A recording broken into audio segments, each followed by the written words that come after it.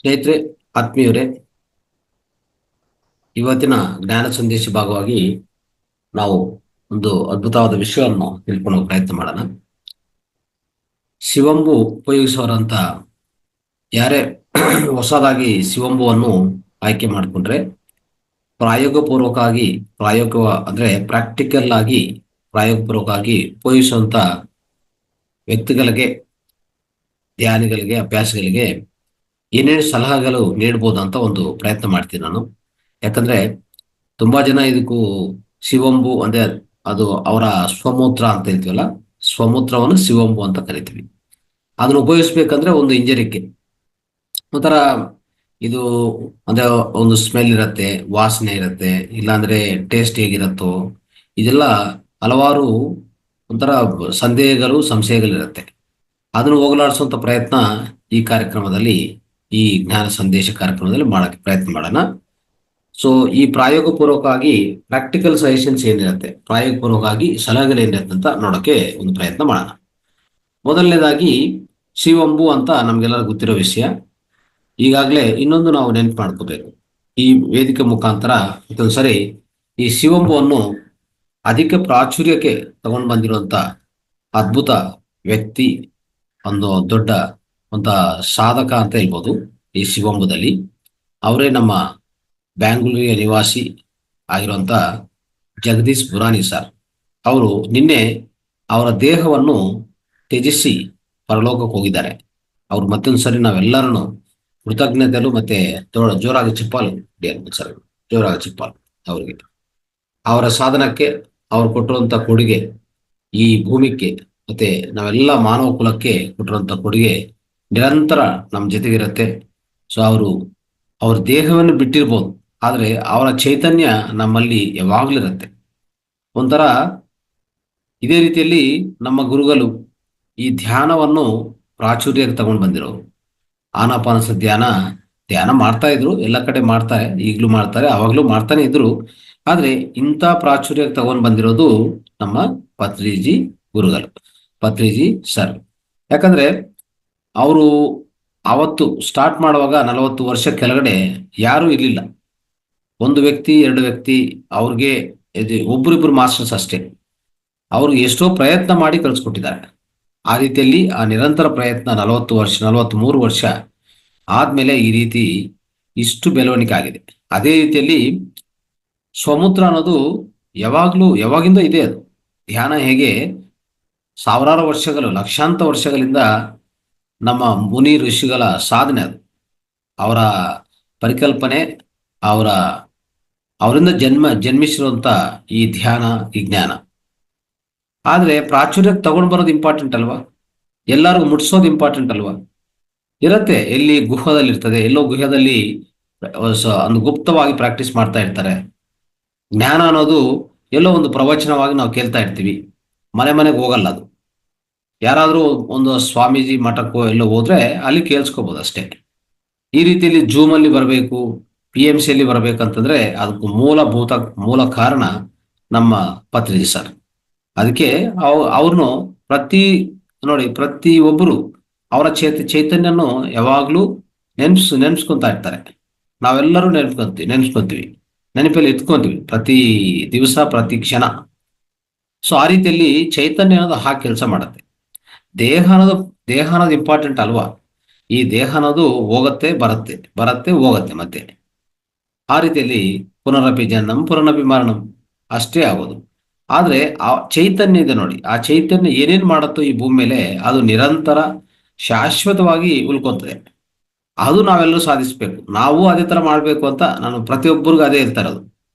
ನಿಮ್ಮ ಕೈಯಲ್ಲಿ ಎಷ್ಟು ಆಗ್ತದೋ, ನೀವೆಷ್ಟು ಸಾಧನೆ ಮಾಡ್ತಿರೋ ಅಷ್ಟು ದೊಡ್ಡದಾಗಿ ಈ ಭೂಮಿಗೆ, ಈ ವಿಶ್ವಕ್ಕೆ ಕೊಡುಗೆ ಅಂತ ನಿಮ್ಮಿಂದ ಆಗತ್ತೆ. ಅಂತ ರೀತಿಯಲ್ಲಿ ನಾವು ಜೀವನ ಇಟ್ಕೋಬೇಕು, ಸಾರ್ಥಕ ಆಗತ್ತೆ. ಜೀವನ ಸಾರ್ಥಕ ಆಗ್ಬೇಕಂದ್ರೆ ನೀವು ಈ ದೇಹ ಬಿಟ್ಟಿದ ಮೇಲೂ ನಿಮ್ಮನ್ನ ನೆನಪು ಮಾಡ್ಕೊಂತ ಕೆಲಸಗಳು ಏನ್ ಮಾಡ್ತಿರೋ, ಆ ಏನೇ ಸೇವೆ ಮಾಡ್ತಿರೋ ಮಾನವ ಕುಲಕ್ಕೆ, ಈ ಇಡೀ ವಿಶ್ವಕ್ಕೆ, ಓಕೆ, ಅಂಥದ್ದು ಮಾತ್ರ ಮಿಕ್ಕೋಗತ್ತೆ. ಮಿಕ್ಕಿದೆಲ್ಲ ನಾಶವಾಗತ್ತೆ. ಮೃತ್ಯು ಏನ್ ಮಾಡತ್ತೆ? ಮೃತ್ಯು ಎಲ್ಲಾನು ನಾಶನ ಮಾಡತ್ತೆ.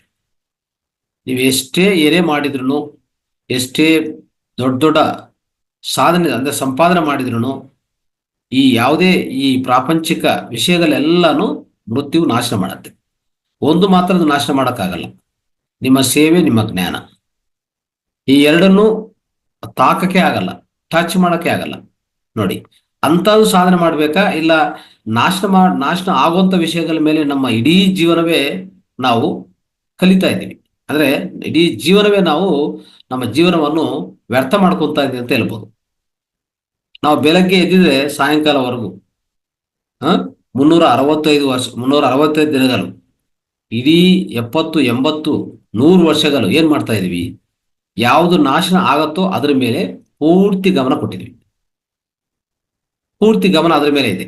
ಯಾವುದು ನಾಶನ ಆಗಲ್ಲೋ, ನೀವು ದೇಹ ಬಿಟ್ಟಿದ ಮೇಲೇನು, ಈಗ ನೋಡಿ, ಬ್ರಹ್ಮರ್ಷಿ ಪತ್ರಿ ಸರ್ ಆಗ್ಬೋದು, ಜಗದೀಶ್ ಬುರಾಣಿ ಸರ್ ಆಗ್ಬೋದು, ಅವರೆಲ್ಲ ದೇಹ ಬಿಟ್ಟು ಹೋಗಿದ್ರು. ಆದ್ರೂ ಅವ್ರ ಜ್ಞಾನ, ಅವರ ಸೇವೆ ಇಲ್ಲಿ ನಿರಂತರವಾಗಿದೆ. ಅವರ ಹೆಸರುಗಳು ನಾವೆಲ್ಲರೂ ಪದೇ ಪದೇ ನಾವು ನೆನಪು ಮಾಡ್ಕೊತಾ ಇದ್ದೀವಿ. ಅದಕ್ಕೇನು ಕಾರಣ? ಅದು ಶಾಶ್ವತವಾಗಿರೋದು.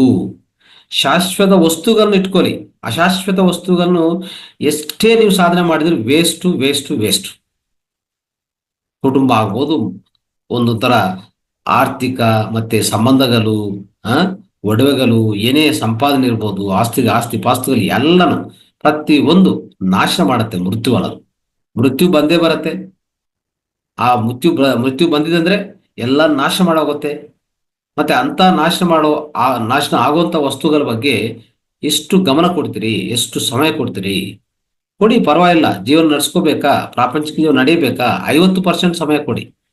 ಇನ್ನು 50% ಸಮಯ ಧ್ಯಾನ, ಜ್ಞಾನ, ಸೇವೆ ಕೊಡಿ. ಈ 3 ವಿಷಯಗಳಿಗೂ ನೀವು ಪ್ರಾಧಾನ್ಯತೆ ಕೊಡಿ. ಹೆಚ್ಚು ಧ್ಯಾನ ಮಾಡಿ, ಹೆಚ್ಚು ಜ್ಞಾನ ಸಂಪಾದನೆ ಮಾಡಿ, ಹೆಚ್ಚು ಸೇವೆ ಮಾಡಿ, ಇನ್ನೊಬ್ರಿಗೆ ಸೇವೆ ಮಾಡಿ. ಓಕೆ, ಪರೋಪಕಾರ್ಥಂ ಇದಂ ಶರೀರಂ ಅಂತಂದ್ರೆ ಈ ಶರೀರ ಸೃಷ್ಟಿ ಆಗಿರೋದೇ ಇನ್ನೊಬ್ರಿಗೆ ಸಹಾಯ ಮಾಡಕ್ಕೆ. ಆ ರೀತಿಯಲ್ಲಿ ಮಾಡುವಾಗ ಏನಾಗತ್ತಂದ್ರೆ ನಾವು ಸೇವೆ ಅನ್ನೋದು ಅತ್ಯುನ್ನತ ರೀತಿಯಲ್ಲಿ ತಲುಪಿಸ್ಬೋದು ಪ್ರತಿಯೊಬ್ಬರಿಗೆ. ಈ ಸೇವೆ ಅನ್ನೋದು ಇಲ್ಲಿ ನೆನಪಿರುತ್ತೆ ಎಲ್ಲರಿಗೂ. ಧ್ಯಾನ, ಜ್ಞಾನ, ಸೇವೆ, ಈ 3 ವಿಷಯಗಳನ್ನು ಈ ಯಾವುದೇ ಮೃತ್ಯು ಅಂತ ಸಂಭವಿಸ್ತದೋ ಅದು ನಾಶನ ಮಾಡೋಕ್ಕಾಗಲ್ಲ ಅಂತ. ಅವಿನಾಶ ಅಂತ ಒಂಥರ ಅನಾಶ ಆಗೋದು, ಶಾಶ್ವತ ಆಗಿರುವಂತ ಈ ವಿಷಯಗಳನ್ನ ಮಾತ್ರ ಹೆಚ್ಚು ಸಾಧನೆ ಮಾಡಿ ಅಂತ ನಾನು ಹೇಳಕ್ಕೆ ಪ್ರಯತ್ನ ಮಾಡ್ತೀನಿ. ಅದೇ ರೀತಿಯಲ್ಲಿ ಜಗದೀಶ್ ಬುರಾಣಿ ಸರ್ ಮಾಡಿರುವಂತ ಅತ್ಯಂತ ಪರಿಕಲ್ಪನದಲ್ಲಿ ಈ ಸಮುದ್ರ ಚಿಕಿತ್ಸಾ ಶಿವಂಬ ಅನ್ನೋದು ಅತ್ಯಂತ ಪ್ರಾಚುರ್ಯ ಮತ್ತೆ ಅತ್ಯಂತ ಪ್ರಚಾರ ಹೆಚ್ಚಾಗಿ ಮಾಡಿರೋರು. ಯಾವುದೇ ಒಂದು ನಿರೀಕ್ಷೆ ಇಲ್ಲ ಅವ್ರಿಗೆ, ಒಂದು ದುಡ್ಡು ಕಾಸು ಇಂದ ಯಾವುದು ಅದು ನಿರೀಕ್ಷೆ ಮಾಡಿಲ್ಲ ಅವರು. ಪ್ರತಿಯೊಬ್ಬರಿಗೂ ನಿರಂತರ ಸೇವೆ ಮಾಡಿದ್ರು. ಈ ಸಮುದ್ರ ಚಿಕಿತ್ಸೆ ಅಷ್ಟೇ ಮಿತ್ರರೇ, ಇದೆಲ್ಲಾನು ಸಾವಿರಾರು ವರ್ಷದಿಂದ ನಮ್ಮ ಭೂಮಿ ಮೇಲೆ, ನಮ್ಮ ಭಾರತದಲ್ಲಿ ಎಸ್ಪೆಷಲಿ ಹೇಳ್ಬೇಕಂದ್ರೆ ನಮ್ಮ ದೇಶದಲ್ಲಿರುವಂತ ಜ್ಞಾನ ಇದು ವಿದೇಶಿಯಿಂದ ಬಂದಿರೋದಲ್ಲ, ಇದು ದೇಶೀಯ. ಸೊ ನಮ್ಮ ಸ್ವಂತ ಜ್ಞಾನ ಇದು. ಆದ್ರೆ ಇದನ್ನು ಪ್ರಾಚುರ್ಯ ತಂದು ಕೊಡಿರುವಂತ ಯಾರಿಲ್ಲ. ಋಷಿಗಳು, ಮುನಿಗಳು ಗುಹೆದಲ್ಲಿ ಕೂತ್ಕೊಂಡು ಈ ಧ್ಯಾನ ಜ್ಞಾನ ಜೊತೆಗೆ, ಅವ್ರ ಧ್ಯಾನ ಸಾಧನೆ ಜೊತೆಗೆ ಈ ಮೂತ್ರ ಚಿಕಿತ್ಸೆ ಮಾಡ್ಕೊಂತ ಇರ್ತಾರೆ. ಇನ್ನು ಹಲವಾರು ವ್ಯಕ್ತಿಗಳು, ಹಳೆಯ ವ್ಯಕ್ತಿಗಳು, ನಮ್ಮ ಪೂರ್ವಜರು ನೋಡಿದ್ರೆ ಆ ಪೂರ್ವಜರೆಲ್ಲಾನು ಇದರಲ್ಲಿ ಹೆಚ್ಚು ಜ್ಞಾನ ಇದೆ, ಅವರು ಪ್ರಾಕ್ಟೀಸ್ ಮಾಡ್ತಾ ಇದ್ರು. ಆದ್ರೆ ಏನಾಗಿದೆ, ಅದು ಪೂರ್ತಿ ಈ ನಮ್ಮ ಅಂದ್ರೆ ದೈನಂದಿನ ಜೀವನದಿಂದ ಪೂರ್ತಿ ದೂರ ಹೋಗಿದೆ. ಅದನ್ನು ಮತ್ತೆ ತಂದು ವಾಪಸ್ಸು ನಮ್ಗೆಲ್ಲರಿಗೂ ಒಂಥರ ವರತರ ಅನ್ನೋದು ಅಂದ್ರೆ ವರದಾನ ತರ ಕೊಟ್ಟಿದ್ದಾರೆ. ಯಾರು? ಜಗದೀಶ್ ಬುರಾಣಿ ಸರ್. ಅದಕ್ಕೆ ನಾವು ನೆನಪು ಮಾಡ್ಕೊತಾ ಇದೀವಿ. ಅವ್ರ ಆತ್ಮಕ್ಕೆ ಮತ್ತೆ ಅತ್ಯಂತ ಪುರೋಗತಿ ಸಿಗ್ಲಿ. ಆಮೇಲೆ ಅವ್ರ ಆತ್ಮ ಪ್ರಯಾಣ ಅತ್ಯಂತ ಸುಂದರವಾದ ರೀತಿಯಲ್ಲಿ, ಶಾಂತಿಯುತ ರೀತಿಯಲ್ಲಿ ಆಗ್ಲಿ ಅಂತ ನಾವು ಬಯಸ್ತೀವಿ. ಸೊ ಆ ರೀತಿಯಲ್ಲಿ ಸ್ನೇಹಿತರೆ, ಅವ್ರು ನೆನಪು ಮಾಡ್ಕೊಂತ ಅವಕಾಶ ನಮ್ಗೆಲ್ಲರಿಗೂ ಸಿಕ್ತು. ಅದು ತುಂಬಾ ಆನಂದವಾಗ್ತಾ ಇದೆ. ಆತ್ಮ ಪ್ರಯಾಣ ಸುಂದರವಾಗಲಿ ಅಂತ ಬಯಸ್ತಾ, ಸೊ ಇಂದಿನ ಕ್ಲಾಸಲ್ಲಿ ನಾವು ಮತ್ತೆ ಒಂದ್ಸರಿ ಈ ಶಿವಂಬು ಅನ್ನೋದು ಯಾವ ರೀತಿಯಲ್ಲಿ ಪ್ರಾಯೋಗಪೂರ್ವಕವಾಗಿ ಮಾಡ್ಕೋಬೇಕು, ಏನೇನು ಸಲಹೆಗಳು ಅವ್ರು ಕೊಟ್ಟಿರ್ತಾರೆ. ಸೊ ತುಂಬಾ ತಜ್ಞರು ಇದ್ರ ಮೇಲೆ ಕೆಲಸ ಮಾಡಿರುವಂತ ಅವರು ನಮ್ಮ ದೇಶದಲ್ಲಿ ತುಂಬಾ ಕೆಲಸ ಮಾಡಿದ್ದಾರೆ. ಅದೇ ರೀತಿಯಲ್ಲಿ ಯಾವಾಗ ನಮ್ಮ ದೇಶದಲ್ಲಿ ಮತ್ತೆ ಇದು ಶುರು ಮಾಡಿದ್ರೋ ಜಗದೀಶ್ ಬುರಾಣಿ ಸರ್ ಮತ್ತೆ ಇಂಥ ಅದ್ಭುತ ವ್ಯಕ್ತಿಗಳು, ಮತ್ತೆ ಇದು ಬೇರೆ ದೇಶದಲ್ಲಿ ಸ್ಟಾರ್ಟ್ ಆಗಿದೆ ಈಗ. ಸೊ ಅನ್ಯ ದೇಶದಲ್ಲಿ, ವಿದೇಶಿಗಳಲ್ಲಿ ತುಂಬಾ ಪ್ರಾಕ್ಟೀಸ್ ಮಾಡ್ತಾ ಇದ್ದಾರೆ ಈಗ. ಸೊ ಎಲ್ಲಾ ಕಡೆ ಪ್ರಾಕ್ಟೀಸ್ ಆಗ್ತಾ ಇದೆ. ಸೊ ಕೆಲವೇ ವರ್ಷದಲ್ಲಿ, ಕೆಲವೇ ತಿಂಗಳಲ್ಲಿ ಒಂದು ವರ್ಲ್ಡ್ ಯೂರಿನ್ ಕಾನ್ಫರೆನ್ಸ್, ವರ್ಲ್ಡ್ ಯೂರೋಥೆರಪಿ, ಐಸೋಥೆರಪಿ ಅಂತ ಕರಿತಾ ಇರ್ತೀವಿ, ಓರಿನ್ ಥೆರಪಿ ಅಂತ ಹೇಳ್ತಾರೆ ಇದಕ್ಕೆ. ಸೊ ವಿಧ ವಿಧ ಹೆಸರುಗಳಿದೆ. ಅದು ವರ್ಲ್ಡ್ ಕಾನ್ಫರೆನ್ಸ್ ಆಗುವಂತ ಅವಕಾಶ ಇದೆ. ಪ್ರಪಂಚ ವೇದಿಕೆಯಲ್ಲಿ ಇದು ಪ್ರಪಂಚ ಸದಸ್ಸು ಆಗುವಂತ ಅವಕಾಶ ಅತಿ ಸಮೀಪದಲ್ಲಿದೆ ಅಂತ ಹೇಳಕ್ಕೆ ನಾವು ಇಷ್ಟಪಡ್ತೀವಿ. ಸ್ನೇಹಿತರೆ, ಈ ರೀತಿಯಲ್ಲಿ ಸ್ವಲ್ಪ ಸಲಹೆಗಳು ಹೇಳ್ತಾ ಹೋಗ್ತೀನಿ. ಈ ಶಿವಂಬು ಮೊದಲನೇದಾಗಿ ಸ್ಟಾರ್ಟ್ ಮಾಡುವಂತ ವ್ಯಕ್ತಿಗಳು ಏನ್ ಮಾಡ್ಬೇಕಂದ್ರೆ, ಶಿವಂಬು ಏನ್ ಮಾಡ್ಬೇಕಂದ್ರೆ, ಈ ಬೆಳಗ್ಗೆ ಬರುವಂತ ಶಿವಂಬುನ್ ತಗೊಂಡು, ಫ್ರೆಶ್ ಶಿವಂಬು ತಗೊಂಡು ಒಂದು ಅರ್ಧ ಲೀಟರ್ ಬರ್ತದೋ 1 ಲೀಟರ್ ಬರುತ್ತೋ, ಸೊ ಏನ್ ಮಾಡ್ಬೇಕಂದ್ರೆ ಅವಾಗ್ಲೇ ಸ್ಟಾರ್ಟ್ ಮಾಡೋಂಥ ವ್ಯಕ್ತಿಗಳಿಗೆ ಹೇಳ್ತಾ ಇದ್ದೀನಿ, ಅವಾಗ್ಲೇ ಜಸ್ಟ್ ಬಿಗಿನರ್ಸ್ ಅಂತ ಹೇಳ್ತಾ ಇದ್ದೀನಿ. ಒಂದು ಬಕೆಟ್ ಅಲ್ಲಿ ಹಾಕೊಂಡು ನಿಮ್ಮ 2 ಕಾಲುಗಳು ಅದರಲ್ಲಿ ಸೋಕ್ ಮಾಡ್ಕೊಳ್ಳಿ, ಚೆನ್ನಾಗಿ ಸೋಕ್ ಮಾಡ್ಕೊಳ್ಳಿ. ಒಂದು 5 ಇಂದ 10 ನಿಮಿಷ ಸೋಕ್ ಮಾಡಿ. ಅವಾಗ ನೀವು ಫೀಲ್ ಆಗಿ, ಅಂದ್ರೆ ಹೇಗಿರ್ತಂತೆ, ನಿಮ್ಮ ಕಾಲುಗಳು ಎಷ್ಟು ಸಾಫ್ಟ್ ಆಗತ್ತೆ, ಒಂಥರ ಎಷ್ಟು ಸ್ಮೂತ್ ಆಗ್ಬಿಡ್ತದೆ, ಅಲ್ಲಿ ಒಂದ್ಸರಿ ಫೀಲ್ ಆಗ್ಬೋದು. ಫ್ರೆಶ್ ಫೀಲಿಂಗ್ ಬರುತ್ತೆ 2 ಕಾಲುಗಳಿಗೆ. ಅಂತ ಫ್ರೆಶ್ ಫೀಲಿಂಗ್ ನಿಮ್ಗೆ ಯಾವಾಗ್ಲೂ ಸಿಗಿಲ್ಲ, ಇವಾಗ ಸಿಗತ್ತೆ, ಅದು ನೋಡ್ಕೊಳ್ಳಿ. ಸೊ ಆ ರೀತಿಯಲ್ಲಿ ಅವಾಗ ಏನಾಗತ್ತಂದ್ರೆ, ನಿಮ್ಮ ದೇಹದಲ್ಲಿರುವಂತ ಈ ಜೀವಜಲ ಬಗ್ಗೆ ನಿಮಗೆ ಪರಿಚಯ ಸಿಗತ್ತೆ, ಸ್ವಲ್ಪ ಪರಿಚಯ ಆಗತ್ತೆ. ಆ ರೀತಿಯಲ್ಲಿ ಫಸ್ಟ್ ರಾತ್ರಿ ಮಾಡ್ಕೊಳ್ಳಿ. ಓಕೆ. ಎರಡನೇದು, ಆಮೇಲೆ ಈ ಶಿವಂಬುನು ಸ್ವಲ್ಪ ಕೂಲ್ ಆಗಿದ ಮೇಲೆ ಅದನ್ನು ತಗೊಂಡು ಏನ್ ಮಾಡ್ತೀರಿ ಅಂದ್ರೆ, ಅಂದ್ರೆ ಎಸ್ಪೆಷಲಿ ಏನಾಗತ್ತೆ, ಈ ಹಾಟ್ ಕಂಟ್ರೀಸ್, ಅದು ಒಂಥರ ಹೆಚ್ಚು ಬಿಸಿಲಿರುವಂತ ದೇಶದಲ್ಲಿ ಏನ್ ಮಾಡ್ಬೋದು ಅಂದ್ರೆ, ಅದ್ಭುತ ವಿಷಯ, ಕೂಲ್ಡ್ ಶಿವಂಬು ತುಂಬಾ ತಣ್ಣದಾದ್ಮೇಲೆ ಅದರಲ್ಲಿ ಕಾಲಿಟ್ಟಿದ್ರೆ ಅವಾಗ ನಮ್ಮ ದೇಹದಲ್ಲಿರುವಂತ ಎಲ್ಲಾ ಹೀಟನ್ನು, ಅಂದ್ರೆ ಒಳಗಡೆ ಇರುವಂತ ಎಲ್ಲ ಉಷ್ಣತನ್ನು ತೆಗೆದಾಗ್ತದೆ, ಅದು ಒಂದು. ಆಮೇಲೆ ನಮ್ಮ ದೇಹದಲ್ಲಿರುವಂತ ಎಲ್ಲಾ ವಿಷ ಪದಾರ್ಥಗಳನ್ನು ಸಹ ಅದು ನಮ್ಮ ಕಾಲ್ ಮುಖಾಂತರ ಆಚೆ ಕಡೆ ತೆಗೆದಾಗ್ತದೆ. ಒಂಥರ ಇದು ನ್ಯಾಚುರಲ್ ಪೆಡಿಕ್ಯೂರ್ ಅಂತ ಹೇಳ್ತೀವಿ. ನೀವು ಪೆಡಿಕ್ಯೂರ್ ಮಾಡ್ಕೊಂತೀರಲ್ಲ, ಈ ಬ್ಯೂಟಿ ಪಾರ್ಲರ್ಗೆ ಹೋಗಿ ಪೆಡಿಕ್ಯೂರ್ ಮಾಡ್ತಾ ಇರ್ತೀರಿ ನೋಡಿ, ಅದೆಲ್ಲ ಇದ್ರಲ್ಲೇ ಆಗತ್ತೆ. ನೀವು ಪೆಡಿಕ್ಯೂರ್ ಮಾಡ್ಕೊಳೋದು ಬೇಕಾಗಿಲ್ಲ, ಇದೊಂದು ನ್ಯಾಚುರಲ್ ಪೆಡಿಕ್ಯೂರ್ ಅಂತಾನೆ ಹೇಳ್ಬೋದು. ಅವಾಗ ಈ ತನ್ನದಾಗಿರುವಂತ ಈ ಶಿವಂಬು ಒಳಗಡೆ, ನಾನು ಮೇಲೆ ಎಲ್ಲಿರುವಂತ ಈಗಲೇ ಎಲ್ಲಿರುವಂತ ಪದ್ಧತಿಯಲ್ಲಿ 2 ಕಾಲುಗಳು ಅದ್ರ ಒಳಗಡೆ ಇಟ್ಟಿದ್ರೆ ತನ್ನದಾಗ ತಂಪಾಗಿರ್ಬೇಕು ಆ ಶಿವಂಬು. ಅದರಲ್ಲಿ ಇಟ್ಟಿದ್ರೆ ನಿಮ್ಮ ಉಷ್ಣತೆ ಎಲ್ಲ ತೆಗೆದಾಗ್ತದೆ, ಮತ್ತೆ ಯಾವುದೇ ನಿಮ್ಮಲ್ಲಿ ವಿಷ ಟಾಕ್ಸಿಸಿಟಿ ಅದನ್ನೂ ಸಹ ತೊಲಗಿಸ್ತದೆ. ಒಂಥರ ನ್ಯಾಚುರಲ್ ಪೆಡಿಕ್ಯೂರ್ ಆಗುತ್ತೆ 2 ಕಾಲುಗಳಿಗೆ, ಪಾದಗಳಿಗೆ, ಅಂತ ರೀತಿಯಲ್ಲಿ ಕೆಲಸ ಮಾಡುತ್ತೆ. ಆಮೇಲೆ ಸೊ 3ನೇ ವಿಷಯ, ಒಂದು ಸಲಹೆ ಏನಂತಂದ್ರೆ, ಮೊದಲನೇ ಸರಿ ನೀವು ಈ ಯಾವುದೇ ಮೂತ್ರವನ್ನು ಸಂಗ್ರಹಣ ಮಾಡ್ತೀರಲ್ಲ, ಅದು ಮಿಡ್ ಸ್ಟ್ರೀಮ್ ತಗೋಬೇಕು. ಅಂದ್ರೆ ಮೊದಲನೇದು ಬಿಡಬೇಕು, ಕೊನೆಗೆ ಬಿಡಬೇಕು. ಮೊದಲನೇ 5 ಡ್ರಾಪ್ಸು, ಕೊನೆ 5 ಡ್ರಾಪ್ಸು ಮಧ್ಯದಲ್ಲಿ ತಗೋರಿ. ಆ ಮಧ್ಯದಲ್ಲಿ ತಗೊಂಡ್ರದು ಏನ್ ಮಾಡ್ತೀರಿ ಅಂದ್ರೆ, ಮೊದಲನೇ ದಿವಸ ಏನ್ ಮಾಡ್ತೀರಿ, ಒಂದು ಸಪೋಸ್ ಒಂದು 50 ml ಸಿಕ್ಕಿದೆ ಅಂತ ಇಟ್ಕೊಳ್ಳಿ. ಒಂದು 50 ml ನೀರು ಸೇರಿಸ್ಕೊಳ್ಳಿ. ಅದು ಬೇಕಂದ್ರೆ ಒಂದು 50 ml ಅದು ತಗೊಳ್ಳಿ, ಒಂದು 50 ml ಇದು ಸೇರಿಸ್ಕೊಂಡು, ಸೊ ಮೊದಲನೇದಾಗಿ ಸ್ಟಾರ್ಟ್ ಮಾಡುವಾಗ ಒಂದು 2 ಸ್ಪೂನು 3 ಸ್ಪೂನು ಆ ಥರ 2-3 ಸ್ಪೂನು 3 ಸ್ಪೂನ್ ನೀವು ಕುಡಿಬೋದು.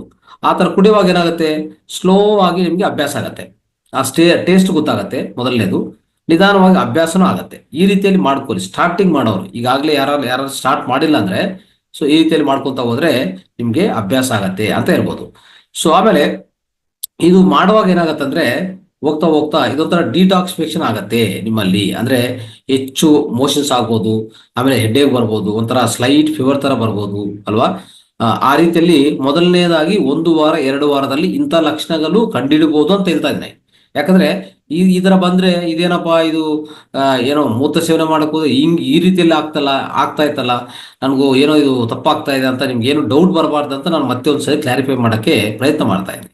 ಈ ರೀತಿಯಲ್ಲಿ ಸ್ವಲ್ಪ ಲಕ್ಷಣಗಳು ಬರ್ಬೋದು ಅಂತ, ಸಿಂಪ್ಟಮ್ಸ್ ಬರ್ಬೋದು ಅಂತ ನಿಮ್ ಮುಂದೆನೆ ಹೇಳ್ತಾ ಇದ್ದೀನಿ. ಸೊ ಯಾರಿಗ ಅಭ್ಯಾಸ ಇಲ್ಲೋ, ಹೊಸದಾಗಿ ಅಭ್ಯಾಸಕ್ಕೆ ಹೋಗುವಂತವ್ರಿಗೆ, ಶಿವಂಬು ಅಭ್ಯಾಸಕ್ಕೆ ಹೋಗುವಂತವ್ರಿಗೆ ಇವೆಲ್ಲ ಪ್ರಾಯೋಗ ಪೂರ್ವಕವಾಗಿ ಸಲಹೆಗಳು ಹೇಳ್ತಾ ಇದ್ವಿ. ದಯವಿಟ್ಟು ಅರ್ಥ ಮಾಡ್ಕೊರಿ, ಆ ರೀತಿಯಲ್ಲಿ ಮಾಡ್ಕೊರಿ. ಆದ್ರೆ ಈ ಲಕ್ಷಣಗಳು ಜಾಸ್ತಿ ದಿವಸ ಇರಲ್ಲ, ಅದ್ರ ಬಗ್ಗೆ ಏನು ಚಿಂತೆ ಬೇಡ, ಏನು ಭಯ ಬೇಡ. ಇದು ಅತಿ ವೇಗವಂತವಾಗಿ ನಿಮ್ಮಲ್ಲಿ ಆ ಲಕ್ಷಣಗಳೆಲ್ಲ ಮಾಯವಾಗತ್ತೆ. ಸ್ವಲ್ಪ ದಿವಸ ಮಾತ್ರ ಇರ್ತದೆ. ಆಮೇಲೆ ಎರಡನೇ ಮೂತ್ರ, ಮೊದಲನೇ ಮೂತ್ರ ನನ್ನ ಬಗ್ಗೆ ಏನಿದೆಲ್ಲ, ಈಗ 2ನೇ ಮೂತ್ರ ತಗೊಳ್ಳಿ. ಅದೇ ದಿವಸದಲ್ಲಿ ಮೊದಲನೇ ಮೂತ್ರ ಬಂತು, ಆ ರೀತಿಯಲ್ಲಿ ಮಾಡ್ಕೊಂಡಿದ್ರಿ. 2ನೇ ಮೂತ್ರ ಬಂದುವಾಗ ಏನ್ ಮಾಡ್ತೀರಿ ಅಂದ್ರೆ, ಅದನ್ನು ಕಲೆಕ್ಟ್ ಮಾಡ್ಕೊಂಡು ನಿಮ್ಮ ಫೇಸ್ ಚೆನ್ನಾಗಿ ವಾಶ್ ಮಾಡ್ಕೊಳ್ಳಿ. ಅದ್ರಲ್ಲಿ ನೀರು ಏನು ಮಿಕ್ಸ್ ಮಾಡ್ಕೋಬಿಡಿ. ಓಕೆ, ನೀವು ಹೊಸದಾಗಿ ಪ್ರಾಕ್ಟೀಸ್ ಮಾಡ್ತಾ ಇದ್ರು ಯಾವ ನೀರು ಮಿಕ್ಸ್ ಮಾಡಬಾರ್ದು. ಈ 2ನೇ ಮೂತ್ರ ಏನ್ ಮಾಡ್ತೀರಿ ಅಂದ್ರೆ, ಎರಡನೇ ಮೂತ್ರದಲ್ಲಿ ಅಷ್ಟೇ ಮೊದಲನೇ ಒಂದು 5 ಡ್ರಾಪ್ಸ್ ಬಿಡಿ, ಲಾಸ್ಟ್ ಅಲ್ಲಿ ಕೊನೆಯದಾಗ 5 ಡ್ರಾಪ್ಸ್ ಬಿಡಿ, ಮಧ್ಯದಲ್ಲಿ ಮಿಡ್ ಸ್ಟ್ರೀಮ್ ತಗೊಳ್ಳಿ ಸಾಕು. ಅದನ್ನು ಕಲೆಕ್ಟ್ ಮಾಡ್ಕೊಂಡಿದ್ಮೇಲೆ ಯಾವಾಗಲೂ ಗ್ಲಾಸ್ ಜಾರ್ ಯೂಸ್ ಮಾಡಿ, ಗ್ಲಾಸ್ ಜಾರ್, ಓಕೆ. ಇಲ್ಲಾಂದ್ರೆ ಸ್ಟೀಲ್ದು, ಈ ಎರಡಲ್ಲಿ ಮಾತ್ರ. ಇಲ್ಲ ನಿಮಗೆ ಸಿಗ್ತದಂದ್ರೆ ಮಣ್ಣಿನ ಪಾತ್ರ ಇನ್ನೂ ಒಳ್ಳೇದೇ, ಸೊ ಅದರಲ್ಲಿ ಮಾತ್ರ ಕಲೆಕ್ಟ್ ಮಾಡ್ಕೊಳ್ಳಿ, ಪ್ಲಾಸ್ಟಿಕ್ ಯೂಸ್ ಮಾಡಕ್ ಹೋಗ್ಬಿಡಿ ದಯವಿಟ್ಟು. ಆತರ ಸೆಕೆಂಡ್ ಮೂತ್ರ, ಅದೇ ಈ ಎರಡನೇ ಮೂತ್ರದ ಏನ್ ಮಾಡ್ಬೇಕು, ಚೆನ್ನಾಗಿ ಫೇಸ್ ವಾಶ್ ಮಾಡ್ಕೊಳ್ಳಿ, ಈ ಕುತ್ತಿಗೆ ಎಲ್ಲ ಕಡೆ ಚೆನ್ನಾಗಿ ಮಸಾಜ್ ಮಾಡ್ಕೊಳ್ಳಿ. ಆಮೇಲೆ ನಿಮ್ಮ ಹತ್ರ ಯಾವ್ದನ್ನ ಈ ಐ ಕಪ್ಸ್ ಅಂತ ಇರ್ತಾರೆ, ಈ ಕಣ್ಣಿಗೆ ಕ್ಲೀನ್ ಮಾಡ್ಕೊಳಕ್ಕೆ ಕಪ್ಸ್ ಸಿಗತ್ತೆ. ಆ ಕಪ್ಸ್ ಅಲ್ಲಿ ಹೊರಗಡೆ ಪೂರ್ತಿ ಫಿಲ್ಅಪ್ ಮಾಡ್ಕೊಂಡು ಕಪ್ಸ್ನು ಈ ಕಣ್ಣು ಮೇಲೆ ಧರಿಸಿ ಸ್ವಲ್ಪ ಹಾಗೆ ಇಟ್ಕೊಂಡ್ರೆ, ಈ ಕಣ್ಣುಗಳು ಸ್ವಲ್ಪ ಅಲ್ಲಾಡಿಸಿದ್ರೆ ಅಂದ್ರೆ ಕದಲಿಕೆ ಮಾಡಿದ್ರೆ ಪೂರ್ತಿ ಎಲ್ಲ ಎರಡೂ ಕಣ್ಣುಗಳು ಪೂರ್ತಿ ಕ್ಲೀನ್ ಆಗತ್ತೆ, ಒಂಥರ ಎನರ್ಜೈಸ್ ಆಗತ್ತೆ ಕಣ್ಣುಗಳೆಲ್ಲ ಒಳಗಡೆ. ಆಮೇಲೆ ಅದೇ ರೀತಿ ಇಲ್ಲ ಅಂದ್ರೆ ಮೂತ್ರವನ್ನೇ ತಗೊಂಡು ನೇರವಾಗಿ ಕಣ್ಣುಗಳು ಚೆನ್ನಾಗಿ ಕ್ಲೀನ್ ಮಾಡ್ಕೋಬಹುದು. ಆಮೇಲೆ ಇನ್ನೊಂದು ಏನ್ ಮಾಡ್ತೆ ಅಂದ್ರೆ ಸ್ವಲ್ಪ ಈ ಹಿಮಾಲಯನ್ ಸಾಲ್ಟ್ ಅದರಲ್ಲಿ ಸೇರಿಸ್ಕೊಳ್ಳಿ, ಓಕೆ. ಸೇರಿಸ್ಕೊಂಡು ನಿಮ್ಮ ಎಲ್ಲ ಈ ಹಲ್ಲುಗಳು, ಓಕೆ, ಹಲ್ಲುಗಳಿದೆಯಲ್ಲ, ಆ ಗಮ್ಸ್ ಇದೆಯಲ್ಲ, ಹಲ್ಲು ಮತ್ತೆ ಗಮ್, ಅದನ್ನು ಈ ರಾಕ್ ಸಾಲ್ಟ್ ಸ್ವಲ್ಪ ಬೇಯಿಸ್ಕೊಂಡು ಗಾರ್ಗ್ಲಿಂಗ್ ಮಾಡಿ, ಜೊತೆಗೆ ಆ ಗಮ್ಮುಗಳು ಮಾತ್ರ ಯಾವಾಗ್ಲೂ ಅಷ್ಟೇ ಈ ಕೈಯಿಂದ ಅಂದ್ರೆ ಈ ತೋರ್ಬೆರಳಿಂದ ಗಮ್ಸ್ ಇದೆಯಲ್ಲ, ಗಮ್ಸ್ನು ಚೆನ್ನಾಗಿ ರುದ್ದಬೇಕಾಗತ್ತೆ, ಚೆನ್ನಾಗಿ ಮಸಾಜ್ ಮಾಡ್ಬೇಕು. ಹಲ್ಲುಗಳು ರುದ್ದೋದಲ್ಲ, ಹಲ್ಲುಗಳು ಏನೇ ಮಸಾಜ್ ಮಾಡಿದ್ರೆ ವೇಸ್ಟ್. ಆ ಗಮ್ಸ್ ಇದೆಲ್ಲ, ಗಮ್ಸ್ ಚೆನ್ನಾಗಿ ಈ ತೋರ್ಬೆರಳಿಂದ ಮಸಾಜ್ ಮಾಡಿ. ಯಾಕಂದ್ರೆ ಈಗಾಗಲೇ ಗಾರ್ಗ್ಲಿಂಗ್ ಮಾಡಿರ್ತೀವಿ, ಇಲ್ಲಾಂದ್ರೆ ಸ್ವಲ್ಪ ಬಾಯಲ್ಲಿ ಇಟ್ಕೊಂಡು ಹಾಗೆ ನೀವು ಗಮ್ಮುಗಳೆಲ್ಲ ಚೆನ್ನಾಗಿ ಮಸಾಜ್ ಮಾಡ್ಬೋದು. ಯಾವ್ದ್ಯಾವ್ದು, ಸ್ವಲ್ಪ ಈರುಳ್ಳಿ ಮತ್ತೆ ಅದಕ್ಕೂ ಹಿಮಾಲಯನ್ ಸಾಲ್ಟ್ ಸೇರಿಸ್ಕೊಂಡು ಈ ರೀತಿಯಲ್ಲಿ ಮಾಡಿ. ಸೊ ಈ ರೀತಿಯಲ್ಲಿ ಮಾಡುವಾಗ ಇನ್ನೊಂದೇನಂದ್ರೆ ಈ ರೀತಿಯಲ್ಲಿ ಮಾಡ್ಕೊಳ್ಳಿ, ತುಂಬಾ ಒಳ್ಳೇದಾಗತ್ತೆ. ಈ ಫಸ್ಟ್ ಬಂದಿರುವಂತ ಯೂರಿನ್ನೇ ಏನ್ ಮಾಡ್ತೀರಿ, ಈಗಾಗಲೇ ಆಯಿಲ್ ಪುಲ್ಲಿಂಗ್ ತರ ಯೂರಿನ್ ಪುಲ್ಲಿಂಗ್ ಆಯ್ತು, ಗಾರ್ಗ್ಲಿಂಗ್ ಆಯ್ತು, ಚೆನ್ನಾಗಿ ಒಳಗಡೆ ಗಮ್ಮುಗಳೆಲ್ಲ ಮಸಾಜ್ ಮಾಡೋದಾಯ್ತು ಅಲ್ವಾ. ಮತ್ತೆ ಇನ್ನೂ ಬೇಕಾದ್ರೆ ಸ್ವಲ್ಪ ಮೂತ್ರ ತಗೊಂಡು ನಿಮ್ಮ ಬೆಲ್ಲಿ ಬಟನ್ ಹಾಕೊಳ್ಳಿ. ನಿನ್ನೆ ಹೇಳಿದೆಲ್ಲ ಕಾನ್ಸೆಪ್ಟು, ನಾಭಿ ಮೂತ್ರ ಚಿಕಿತ್ಸೆ, ಅದಕ್ಕೂ ಉಪಯೋಗಿಸ್ಕೊಳ್ಳಿ, ಪರವಾಗಿಲ್ಲ. ಸ್ವಲ್ಪ ಬೆಲ್ಲಿ ಬಟನ್ ಹಾಕೊಳ್ಳಿ, ಹಾಕೊಂಡ್ರೆ ಅದು ತುಂಬಾ ಎನರ್ಜೈಸ್ ಮಾಡುತ್ತೆ. ಈಗಾಗಲೇ ಹೇಳ್ಕೊಂಡಿದ್ದ ಪ್ರಕಾರ 72,000 ನರಗಳನ್ನು ಸಹ ಪ್ರಚೋದನೆ ಮಾಡೋಂಥ ಅವಕಾಶ ಸಿಗತ್ತೆ. ಆಮೇಲೆ ಈ ಇದು ನೋಡಿ, ಇದು ಚೆನ್ನಾಗಿ ಮಸಾಜ್ ಮಾಡ್ಕೊಂಡಿದ್ವಲ್ಲ ಮುಖದ ಮೇಲೆ, ಯಾವ ಮಾಯಿಶ್ಚರೈಸರ್ ಬೇಕಾಗಿಲ್ಲ, ಯಾವ ಮಾಯಿಶ್ಚರೈಸರ್ ನೀವು ಪರ್ಚೇಸ್ ಮಾಡೋದು ಖರೀದಿ ಮಾಡೋದೇ ಬೇಕಾಗಿಲ್ಲ, ಅಂತ ಅದ್ಭುತ ಕೆಲಸ ಮಾಡುತ್ತೆ ಇದು. ಆಮೇಲೆ ಸೋಪು ಬೇಕಾಗಿಲ್ಲ, ಮುಖಕ್ಕೆ ಸೋಪು ಹಾಕೋದು ಬೇಕಾಗಿಲ್ಲ, ಅಂತ ಫ್ರೆಶ್ ಫೀಲಿಂಗ್ ಬರುತ್ತೆ, ಫ್ರೆಶ್ ಆಗಿ ಕಾಣಿಸ್ತದೆ. ಅದೇ ರೀತಿಯಲ್ಲಿ ಯಾರಿಗಾದ್ರೂ ಕಾಫ್ ಇದೆ ಅಂತ ಇಟ್ಕೊಳ್ಳಿ, ಕೆಮ್ಮಿದೆ ಅಂತ ಇಟ್ಕೊಳ್ಳಿ, ಅವ್ರು ಏನ್ ಮಾಡ್ತಾರೆ ಅಂದ್ರೆ ಈ ಶಿವಂಬನು ಸ್ವಲ್ಪ ವಾರ್ಮ್ ಮಾಡ್ಕೊಳ್ಳಿ, ಬಟ್ ಬಾಯಿಲ್ ಮಾಡ್ಕೋಬಿಡಿ, ತುಂಬಾ ಬಾಯಿಲ್ ಮಾಡೋದು ಬೇಡ, ಉಗುರು ಬೆಚ್ಚ ರೀತಿಯಲ್ಲಿ ಮಾಡ್ಕೊಳ್ಳಿ. ಮಾಡ್ಕೊಂಡಿದ ಮೇಲೆ ಏನ್ ಮಾಡ್ತಾರೆ ಅಂದ್ರೆ ಅದು ಸ್ವಲ್ಪ ರಾಕ್ ಸಾಲ್ಟ್, ಹಿಮಾಲಯನ್ ಸಾಲ್ಟ್ ಹಾಕೊಂಡು, ಓಕೆ, ಅದು ಸ್ವಲ್ಪ ಈಗಾಗಲೇ ಹೇಳಿದೆಲ್ಲ ಆ ತರ ಗಾರ್ಗ್ಲಿಂಗ್ ಮಾಡೋದು, ಆ ತರ ಮಾಡಿದ್ರೆ ಈ ಕೆಮ್ಮಿರೋರ್ಗು ರಿಲೀಫ್ ಸಿಗತ್ತೆ ಅಂತ ನಾನು ಹೇಳ್ತಾ ಇದ್ದೀನಿ. ಇದು ಒಂದು ಸಲಹೆ, ಓಕೆ. ಇದು 4ನೇ ಸಲಹೆ ಆಯ್ತು. ಸೊ ಇನ್ನು 5ನೇ ಸಲಹೆ ಹೇಗಿರುತ್ತೆ ಅಂದ್ರೆ, ಈ ಇಡೀ ಅಂದ್ರೆ ಈಗ 2ನೇ ಮೂತ್ರ ಆಯ್ತು, ಮತ್ತೆ ಮಧ್ಯದಲ್ಲಿ ಬರ್ತಾನೆ ಇರ್ತದಲ್ಲ, ಮೂತ್ರ ಬರ್ತಾನೆ ಇರ್ತದೆ. ಸೊ ಆ ಮೂತ್ರವನ್ನು ಏನ್ ಮಾಡ್ತೀವಿ ಅಂದ್ರೆ, ನೀವು ಮಧ್ಯದಲ್ಲಿ ಬರುವಂತ ಮೂತ್ರವನ್ನು ನೀವು ಆದಷ್ಟು ಒಂದು ಗ್ಲಾಸ್ ಬಾಟಲ್ಸ್ ತಗೊಂಡು ಅದರಲ್ಲಿ ಸ್ಟೋರ್ ಮಾಡ್ಕೊರಿ. ಸ್ಟೋರ್ ಮಾಡ್ಕೊಂಡು ಸ್ಟೋರ್ ಮಾಡ್ಕೋದಂದ್ರೆ ಸಂಗ್ರಹಣ ಮಾಡಿ, ಸುತ್ತ ಒಂದು ಅದ್ಭುತವಾದ ಒಂದು ರೀತಿಯಲ್ಲಿ ಕಾಟನ್ ಕ್ಲಾತ್ ತಗೊಂಡು, ಕಾಟನ್ ಬಟ್ಟೆ ತಗೊಂಡು, ಹತ್ತಿ ಬಟ್ಟೆ ತಗೊಂಡು ಕ್ಲೋಸ್ ಮಾಡಿ ನೀಟಾಗಿ ಟೈಟ್ ಆಗಿ ಪ್ಯಾಕ್ ಮಾಡಿ ಅದ್ರ ಮೇಲೆ ರಬ್ಬರ್ ಬ್ಯಾಂಡ್ ಹಾಕ್ಬಿಡಿ. ಇಂಥ ಬಾಟಲ್ಸ್ಗಳು ಏನ್ ಮಾಡ್ತೀವಿ ಅಂದ್ರೆ, ಈ ವಿಂಡೋ ಇರ್ತದಲ್ಲ, ಅಂದ್ರೆ ನಮ್ಮ ವಿಂಡೋ ಕಡೆ ಇಟ್ಬಿಡಿ. ಅವಾಗ ಅಲ್ಲಿ ಓಪನ್ ಪ್ಲೇಸ್ ಇಂದ ಒಂಥರ ಸನ್ಲೈಟ್ ಬರೋದು, ಸೂರ್ಯನ ಬೆಳಕು, ಸೂರ್ಯ ಕಿರಣಗಳು ಬರೋದು, ಅದೆಲ್ಲ ಆಗ್ತಾ ಇರ್ತದೆ. ಆ ರೀತಿಯಲ್ಲಿ ಆಗುವಾಗ ಒಂದು 15ರಿಂದ 21 ದಿವಸ ಆ ತರ ಇಟ್ರೆ ಈ ಶಿವಂಬಲ್ಲಿರುವಂತ ಸ್ಮೆಲ್ ಎಲ್ಲ ಹೋಗುತ್ತೆ, ಅದೊಂಥರ ಕಲರ್ ಚೇಂಜ್ ಆಗತ್ತೆ, ಡಾರ್ಕ್ ಆಗತ್ತೆ. ಸೊ ಇದೆಲ್ಲ ಏನಂದ್ರೆ ಇಂಥ ಯೂರಿನ್ ಏನ್ ಮಾಡ್ಬೇಕು, ನಾವು ಬಾಡಿ ಮಸಾಜ್ಗೆ ಉಪಯೋಗಿಸ್ಕೋಬೇಕು, ಅರ್ಥ ಮಾಡ್ಕೊಳ್ಳಿ. ಬಾಡಿ ಮಸಾಜ್ಗೆ ಎಂತ ಅದ್ಭುತ ವಿಷಯ ಅಂತ ಇದ್ರು. ಸೊ ಇದು ಅಂದ್ರೆ ನಾವೆಲ್ಲ ಹೇಳ್ತೀವಲ್ಲ, ಯೂರಿನ್ ಬಾತ್ ಅಂತ ಕರಿತೀವಿ ನಾವು. ಯೂರಿನ್ ಬಾತ್ ಅಂದ್ರೆ ಇಡೀ ಬಾಡಿಯನ್ನು ಮಸಾಜ್ ಮಾಡ್ಕೋಬಹುದು. ಯಾವ ರೀತಿಯಲ್ಲಿ, ಈ ಪಾತ್ರೆ ಅಂದ್ರೆ ಈ ಗ್ಲಾಸ್ ಜಾರ್ ಇದೆಲ್ಲ, ಸ್ವಲ್ಪ ಅದಕ್ಕೂ ಮೂತೆ ಸ್ವಲ್ಪ ದೊಡ್ಡದಾಗಿ ಅಂದ್ರೆ ವೈಡ್ ಮೌತ್ ಇರಬೇಕು. ಅವಾಗ ಏನ್ ಮಾಡ್ಬೇಕಂದ್ರೆ, ಇದು 15ರಿಂದ 21 ದಿವಸ ನಾವು ಸಂಗ್ರಹ ಮಾಡಿ ಇಟ್ಟಿದ್ವಲ್ಲ, ಅದ್ರ ಒಳಗಡೆ ಕೈ ಇಟ್ಬಿಟ್ಟು ಚೆನ್ನಾಗಿ ಒಂಥರ ಅಂದ್ರೆ ಅದರಲ್ಲಿ ಸ್ಟಿರ್ ಮಾಡ್ಬೇಕು, ಚೆನ್ನಾಗಿ ಕಲಿಸ್ಬೇಕಾಗತ್ತೆ. ಕಲಿಸಿದ ಮೇಲೆ ಏನ್ ಮಾಡ್ಬೋದು ಅಂದ್ರೆ, ಸ್ವಲ್ಪ ಅದರಿಂದ ಅದು ಕೊಡೋದು, ಮತ್ತೆ ಬಾಡಿಗೆ ಹಚ್ಕೊಳೋದು. ಬಾಡಿಗೆ ಹಚ್ಕೊಳ್ಳುವಾಗ ಚೆನ್ನಾಗಿ ಮಸಾಜ್ ಮಾಡ್ಬೇಕಂದ್ರೆ ಹೆಂಗೆ ಅಂದ್ರೆ ಡ್ರೈ ಆಗ್ಬೇಕದು, ಒಳಗಡೆ ಇಂಗ್ಬೇಕು ಕಂಪ್ಲೀಟು. ನೀವು ಯಾವುದೇ ಬಾಡಿಗೆ ಹಚ್ಕೊಂಡು ಚೆನ್ನಾಗಿ ಅದು ಆ, ಈ ಮಸಾಜ್ ಮಾಡಿದ್ರೆ ಪೂರ್ತಿ ಒಳಗಡೆ ಇಕ್ಬೇಕಾಗತ್ತೆ, ಅದು ಒಂದು. ಆಮೇಲೆ ಎಲ್ಲಾದ್ರೂ ನೀವು ನೋವಿದ್ರೆ, ಜಾಸ್ತಿ ನೋವಿದ್ರೆ ಅದಕ್ಕೆ ಸ್ವಲ್ಪ ಹೆಚ್ಚಾಗಿ ಹಚ್ಕೊಂಡು ಮತ್ತೆ ನೀಟಾಗಿ ಅಲ್ಲಿನೂ ಸಹ ಡ್ರೈ ಆಗ್ಬಿಟ್ರೆ ಆ ನೋವು ಸಹ ಕಂಪ್ಲೀಟ್ಲಿ ಹೋಗಲಾಡಿಸ್ಬೋದು ಅಂತ. ಅಂದ್ರೆ ಪೂರ್ತಿ ಅಬ್ಸಾರ್ವ್ ಆಗಬೇಕು ಒಳಗಡೆ, ನಮ್ಮ ದೇಹ ಒಳಗಡೆ ಅಬ್ಸಾರ್ವ್ ಆಗಬೇಕು. ಆ ರೀತಿಯಲ್ಲಿ ಮಾಡ್ಕೊಳ್ಳಿ. ಆ ರೀತಿಯಲ್ಲಿ ಮಾಡ್ಕೊಂಡ್ರೆ ಏನಾಗುತ್ತೆ, ಸೊ ನಮಗೆ ಪೂರ್ತಿ ಅಬ್ಸರ್ವ್ ಆಗಿ ಒಳಗಡೆ ಇರುವಂತ ಅಂದ್ರೆ ನಮ್ಮ ಬ್ಲಡ್ ಒಳಗಡೆ ಇಂಥ ಟಾಕ್ಸಿನ್ಸು ಎಲ್ಲ ಏನೇ ಇದ್ರೂ ಆಚೆ ಕಡೆ ಹೋಗುತ್ತೆ. ಆಮೇಲೆ ಒಳಗಡೆ ಈ ಮೂತ್ರದಿಂದ ಸಿಗುವಂತ ಎಲ್ಲ ವಿಟಮಿನ್ಸು, ಅದರಲ್ಲಿರುವಂತ ಎಲ್ಲ ಅದ್ಭುತವಾದ ಅಂಶಗಳೆಲ್ಲ ಅದೆಲ್ಲ ಒಳಗಡೆ ಹೋಗುತ್ತೆ, ಮಿನರಲ್ಸ್ ಎಲ್ಲ ಒಳಗಡೆ ಹೋಗುತ್ತೆ. ಸೊ ಅಂತ ಅದ್ಭುತವಾದ ರೀತಿಯಲ್ಲಿ ಆಗುತ್ತೆ. ಅವಾಗ ಏನಾಗುತ್ತೆ ಅಂದ್ರೆ ನಿಮ್ಮ ಈ ಇನ್ನೊಂದೇನಂದ್ರೆ ನಾವು ಫೇಸ್ನು ಸಹ ಏನ್ ಮಾಡ್ತೀವಿ, ಇದರಿಂದನೇ ತೊಲಗಿಸ್ಕೊಂತೀವಿ. ಆಮೇಲೆ ಇನ್ನೊಂದು ಏನಾಗತ್ತೆ, ಇದಕ್ಕೂ ಯಾವುದೇ ಸ್ಮೆಲ್ ಗಿಲ್ಲು ಬರಲ್ಲ. ಇಂಥ 15 ದಿವಸ 21 ದಿವಸ ಇರ್ತೀವಲ್ಲ, ಸ್ಮೆಲ್ಲು ಹೋಗುತ್ತೆ, ಎಲ್ಲ ಹೋಗುತ್ತೆ, ಯಾವುದೇ ಸ್ಮೆಲ್ ಇರಲ್ಲ. ಶಾಂಪೂ ಮತ್ತೆ ಸೋಪ್ನು ಪೂರ್ತಿ ಅವಾಯ್ಡ್ ಮಾಡ್ಬೋದು. ಈ ಬಾಡಿ ಮಸಾಜು ಇದೆಲ್ಲ ಮಾಡ್ಕೊತಾ ಇದ್ರೆ ಶಾಂಪೂ ಸೋಪ್ ಸಹ ನಾವು ಅವಾಯ್ಡ್ ಮಾಡ್ಕೊಂತ ಅವಕಾಶ ನಮಗೆ ಸಿಗತ್ತೆ. ಆಮೇಲೆ ಒಂದು ಡಾಕ್ಟರ್ ಇದ್ದಾರೆ, ಡಾಕ್ಟರ್ ಸರಂಗ್ ಪಾಟೀಲ್ ಅಂತ ನೀವು ಗೂಗಲಲ್ಲಿ ಸರ್ಚ್ ಮಾಡ್ಬೋದು. ಅವ್ರು ಹೇಳ್ತಾರೆ, ಈ ಯೂರಿನ್ ಬಾತ್ ಇದೆಯಲ್ಲ, ಅದು ಹೇಗೆ ಮಾಡತ್ತಂದ್ರೆ ನಮ್ಮನ್ನು ಒಂಥರ ಆನೆ ತರ ಅಂದ್ರೆ ಒಂಥರ ಎಲಿಫೆಂಟ್ ತರ ಮಾಡುತ್ತೆ ಅಂತ ಹೇಳ್ತಾರೆ. ಅಂದ್ರೆ ವಿಲ್ ಬಿಕಮ್ ಲೈಕ್ ಎಲಿಫೆಂಟ್ ಅಂತ ಹೇಳ್ತಾರೆ ಅವರು. ಡಾಕ್ಟರ್ ಸರಂಗ್ ಪಾಟೀಲ್ ಅವರು ಒಂದು ಅದ್ಭುತವಾದ ವ್ಯಾಖ್ಯೆ ಕೊಟ್ಟಿದ್ದಾರೆ. ಯಾವ್ದ್ರ ಬಗ್ಗೆ ಅಂದ್ರೆ ಈ ಯೂರಿನ್ ಬಾತಿಂಗ್ ಬಗ್ಗೆ. ಓಕೆ, ದಯವಿಟ್ಟು ನೆನಪಿಟ್ಕೊಂಡು ನಾವೆಲ್ಲ ಪ್ರಾಕ್ಟೀಸ್ ಮಾಡಕ್ಕೆ ಇದು ಮಾಡೋಣ.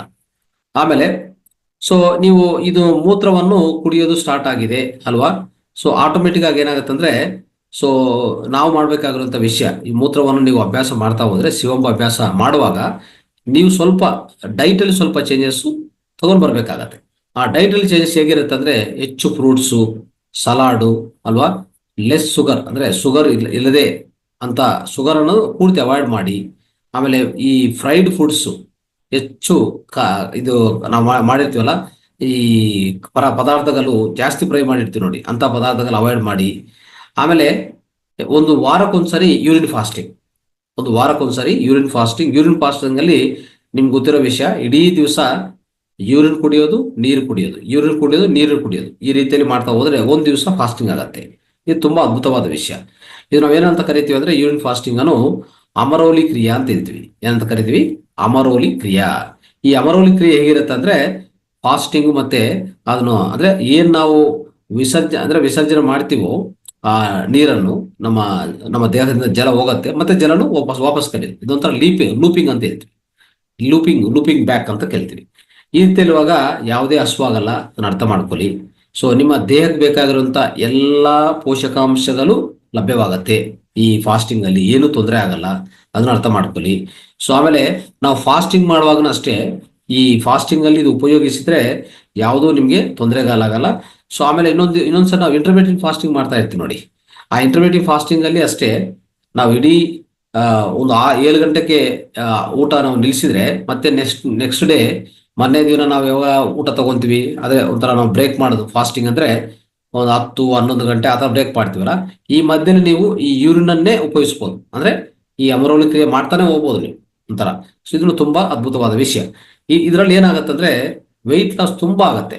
ಯಾರಾದ್ರೂ ಈ ತರ ಮಾಡಿ ನೋಡಿ, ವೆಯ್ಟ್ ಲಾಸ್ ತುಂಬಾ ಈಸಿಯಾಗಿ ಮಾಡ್ಕೋಬಹುದು ಅಂತ ಅದ್ಭುತ ವಿಷಯ ಇದು ಅಂತ ಹೇಳ್ಬೋದು.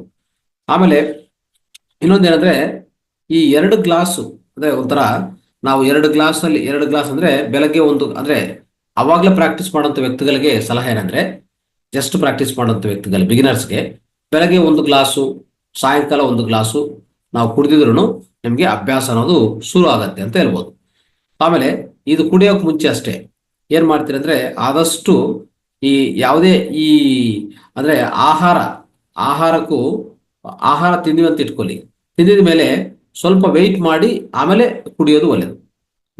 ನಮ್ಗೆಲ್ಲ ಗೊತ್ತು, ಆಹಾರ ತಿಂದ ತಕ್ಷಣ ನಾವು ನೀರು ಯಾವುದು ಕುಡಿಯಬಾರ್ದು ಅಂತ ಗೊತ್ತು. ಅದೇ ರೀತಿಯಲ್ಲಿ ಆಹಾರ ತಿಂದಿದ ಮೇಲೆ 1 ಗಂಟೆ ಬಿಡ್ಬೇಕಾಗತ್ತೆ. 1 ಗಂಟೆ 1.5 ಗಂಟೆ ಬಿಟ್ಟಿದ ಮೇಲೆ ಈ ಶಿವಂಬನ್ನು ನೀವು ಸೇವನೆ ಮಾಡ್ಬೋದು, ಯಾವುದೇ ಅದರಲ್ಲಿ ತೊಂದರೆ ಇಲ್ಲ. ಆಮೇಲೆ ಇನ್ನೊಂದೇನಂದ್ರೆ, ಒಂದು ಶಿವಂಬು ಅಂದ್ರೆ ಶಿವಂಬು ಕುಡಿದ ಮೇಲೇನು ಒಂದು 10 ನಿಮಿಷ 15 ನಿಮಿಷ ಬಿಟ್ಟೆ ನೀವು ನೀರು ಕುಡಿಯೋದು, ಅದು ತುಂಬಾ ಉತ್ತಮ. ಇಲ್ಲ ಜ್ಯೂಸ್ ಕುಡಿಯೋದು, ಅದನ್ನು ಬರ್ಕೊಳ್ಳಿ.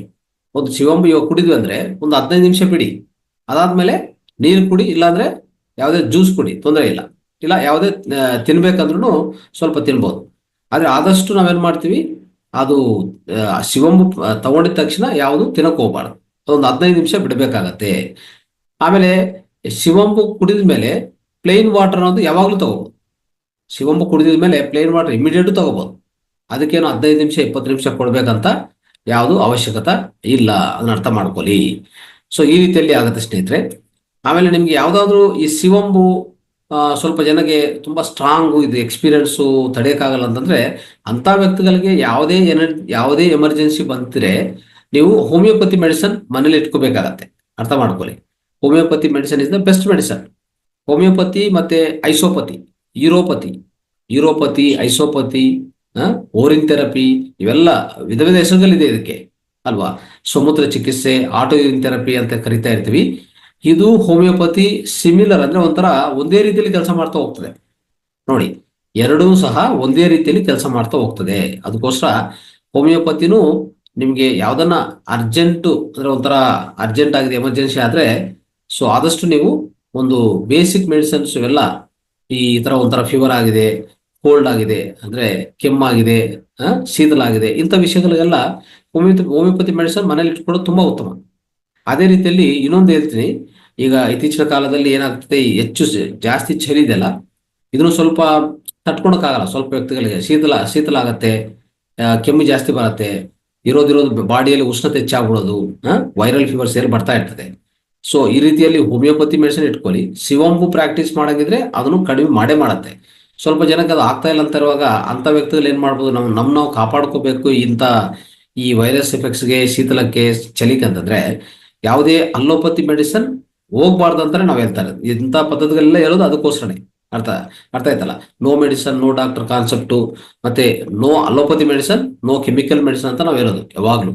ಅದಕ್ಕೆ ಏನ್ ಮಾಡ್ತಿದ್ರೆ, ಈ ಆಯುರ್ವೇದದಲ್ಲಿ ಒಂದು ಪರ್ಟಿಕ್ಯುಲರ್ ಮೆಡಿಸನ್ ಈಗಾಗಲೇ ಚೆನ್ನಾಗಿ ಅವೈಲೇಬಲ್ ಆಗಿದೆ. ಅಂದ್ರೆ ಡಾಕ್ಟರ್ ಕಾಜಿ ಅಂತ ಅವರು ತಯಾರು ಮಾಡಿರುವಂತ ಒಂದು ಮೆಡಿಸಿನ್ ಇದೆ. ಅದೇನಂತಂದ್ರೆ ಇದು ನಿಮ್ಗೆಲ್ಲ ಸಿಗತ್ತೆ, ಸಮತ್ವ ಅಂತ ಹೇಳ್ತಾರೆ. ಸಮತ್ವ ಟ್ಯಾಬ್ಲೆಟ್ಸ್ ತರ ಏನಿಲ್ಲ, 2 ಟ್ಯಾಬ್ಲೆಟ್ ಬೆಳಗ್ಗೆ, 2 ಟ್ಯಾಬ್ಲೆಟ್ ಮಧ್ಯಾಹ್ನ, 2 ಟ್ಯಾಬ್ಲೆಟ್ ಸಾಯಂಕಾಲ. ಅದು ಮಕ್ಕಳಾದ್ರೆ ಒಂದು ಆ ರೀತಿಯಲ್ಲಿ ಮಾಡ್ಕೊಂಡ್ರೆ ಅದು ಏನ್ ಮಾಡತ್ತಂದ್ರೆ ನಿಮ್ಮ ನಿರೋಧಕ ಶಕ್ತಿಯನ್ನು ಹೆಚ್ಚು ಮಾಡುತ್ತೆ ಅಷ್ಟೇ. ನಿರೋಧಕ ಶಕ್ತಿಯನ್ನು ಹೆಚ್ಚು ಮಾಡುತ್ತೆ. ಅದು ಯಾವುದೇ ಈ ಶೀತಲ ಸಮಯದಲ್ಲಿ ಮತ್ತೆ ಈ ಕರೋನಾ ಸಮಯದಲ್ಲಿ ತುಂಬಾ ಕೆಲಸ ಮಾಡಿದೆ ಆ ಟ್ಯಾಬ್ಲೆಟ್. ನಮ್ಗೆ ಗೊತ್ತಿರುವಂತ ವ್ಯಕ್ತಿಗಳೆಲ್ಲ ನಾನು ಅದೇ ಸಜೆಸ್ಟ್ ಮಾಡಿದೆ. ಇನ್ನು ಯಾವುದು ಬೇಕಾಗಿಲ್ಲ ಹೇಳ್ಬೇಕಂದ್ರೆ, ಒಂದೇ ಒಂದು ಕಷಾಯಗಳು ಕುಡಿಬಹುದು, ಬಟ್ ಇದೊಂದು ಟ್ಯಾಬ್ಲೆಟ್ ಇಟ್ಕೊಂಡ್ರೆ ಮನೆಯಲ್ಲಿ ಯಾವಾಗಲೂ ರೆಡಿ ಇರ್ಬೇಕು. ಮಕ್ಕಳಿಗೆ ನಿಮ್ಗೆ ಏನೂ ಇಲ್ಲ, ಕೋಲ್ಡ್ ಬರತ್ತಾ, ಇದು ತಗೊಂತಾ ಇದ್ರೆ 1-2 ದಿವಸ 3 ದಿವಸ ಇರುತ್ತೆ ಕೋಲ್ಡ್, ಹಾಗೆ ಹೋಗುತ್ತೆ. ಬಟ್ ಆದ್ರೆ ನಿಮ್ಮ ಇಮ್ಯುನಿಟಿಯನ್ನು ಹೆಚ್ಚು ಮಾಡುತ್ತೆ. ಅಂದ್ರೆ ವ್ಯಾಧಿ ನಿರೋಧಕ ಶಕ್ತಿಯನ್ನು ತುಂಬಾ ಹೆಚ್ಚು ಮಾಡುತ್ತೆ ಅಂತ ಅದ್ಭುತ ಸಹಾಯ ಮಾಡತ್ತೆ. ಅದನ್ನು ಇಟ್ಕೊಳ್ಳಿ ದಯವಿಟ್ಟು. ಆಮೇಲೆ ಯಾವ್ದಾದ್ರು ಸ್ವಲ್ಪ ಕಾಫ್ ಗಿಫ್ ಜಾಸ್ತಿ ಅಂತ ಪರಿಸ್ಥಿತಿಯಲ್ಲಿ ಇದ್ರೆ ಒಂದು ಶ್ವಾಸಾಮೃತ ಅಂತ ಸಿಗತ್ತೆ, ಸಿದ್ಧ ಮೆಡಿಸಿನ್, ಅದನ್ನು ಬರ್ಕೊಳ್ಳಿ. ಇದು ಮೊದಲನೇದು ಸಮತ್ವ ಟ್ಯಾಬ್ಲೆಟ್ಸ್ ರೂಪದಲ್ಲಿ ಸಿಗತ್ತೆ. ಅದು ಡಾಕ್ಟರ್ ಕಾಜಿ ಅವರು ತಯಾರು ಮಾಡಿರೋದು. ನಿಮ್ಮ ಊರಲ್ಲಿ ಈ ಯಾವುದೇ ಆಯುರ್ವೇದಿಕ್ ಮೆಡಿಕಲ್ ಸ್ಟೋರ್ಸ್ ಇರುತ್ತೆ, ಅಲ್ಲಿ ಸಿಗತ್ತೆ ನೋಡಿ. ದಯವಿಟ್ಟು ತಂದು ಮನೇಲಿ ಇಟ್ಕೊಳ್ಳಿ, ನಿಮ್ಗೂ ಮಕ್ಕಳಿಗೆ ಎಲ್ಲರಿಗೂ ಉಪಯೋಗ ಆಗುತ್ತೆ. ಅದ್ಭುತ ಮೆಡಿಸನ್. ಎರಡನೇದು ಈ ಶ್ವಾಸಾಮೃತ ಅಂತ ಇದೆ, ಸಿದ್ಧ ಮೆಡಿಸನ್. ಯಾವುದೇ ಕೆಮ್ಮಿದ್ರು, ಎಷ್ಟೇ ಕೆಮ್ಮಿದ್ರು ತುಂಬಾ ಸಹಾಯ ಮಾಡುತ್ತೆ. ಈ ಶ್ವಾಸಾಮೃತ ಅಂತಾರೆ, ಸಿದ್ಧ ಮೆಡಿಸನ್. ಅದು ತಮಿಳುನಾಡಲ್ಲಿ ತಯಾರು ಮಾಡ್ತಾರೆ. ಬಟ್ ಪ್ರತಿ ಮೆಡಿಕಲ್ ಶಾಪ್ ಅಲ್ಲಿ, ಅಂದ್ರೆ ಆಯುರ್ವೇದ ಮೆಡಿಕಲ್ ಶಾಪ್ ಅಲ್ಲಿ ಲಭ್ಯವಾಗತ್ತೆ. ಓಕೆ, ಈ ರೀತಿಯಲ್ಲಿ ಮಾಡ್ಕೊಳ್ಳಿ. ಇನ್ನೂ ಹೆಚ್ಚು ಸಲಹೆಗಳಿದೆ, ಅದು ಸಮಯಭಾವದಿಂದ ನಾವು ಇನ್ನೊಂದು ಕ್ಲಾಸಲ್ಲಿ ಮತ್ತೆ ಕವರ್ ಮಾಡ್ಕೊಳ್ಳೋ ಪ್ರಯತ್ನ ಮಾಡ್ತೀವಿ. ಎಲ್ಲರಿಗೂ ಧನ್ಯವಾದಗಳು. ನಮಸ್ತೆ.